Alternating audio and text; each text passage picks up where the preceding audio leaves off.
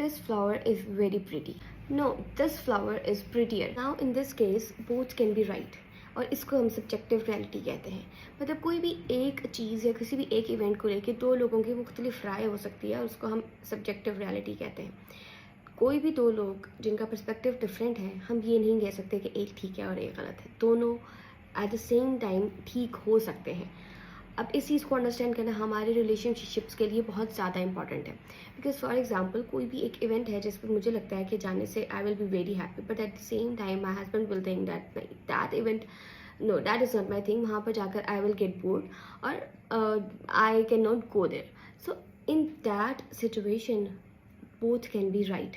अब इस सिचुएशन के अंदर हम ये नहीं कह सकते कि यहाँ पर एक बंदा ठीक है और एक बंदा गलत है.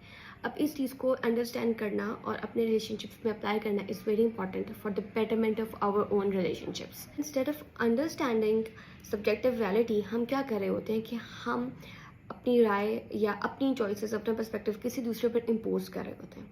For example, I think this table is very clean, but the other person is thinking that नहीं, इसको मज़ीद सफाई की ज़रूरत है, ये मज़ीद साफ़ हो सकता है. उसकी वजह से मैं ये सोचना शुरू करती हूँ कि नहीं यार, that person is saying that, it means के may be I can be wrong, मुझे इसको दोबारा से साफ़ करना चाहिए, या फिर वाकई ये गंदा है पर मुझे गंदा क्यों नहीं लगता. और उस एक सोच की वजह से हम जो है वो अपने ही साथ एक अंदरूनी इख्तलाफ या इंटरनल कॉन्फ्लिक्ट में चले जाते हैं और ये सोचना शुरू कर देते हैं that may B I am wrong. This is very important कि हम अपनी डेली लाइफ के अंदर ये जो एक कॉन्सेप्ट है जिसको सब्जेक्टिव रियलिटी कहा जाता है, उस कॉन्सेप्ट को अंडरस्टैंड करें और उस कॉन्सेप्ट को अप्लाई करें अपने ऊपर, ताकि हमारे जो रिलेशनशिप्स हैं वो बेहतरी की तरफ जा सकें.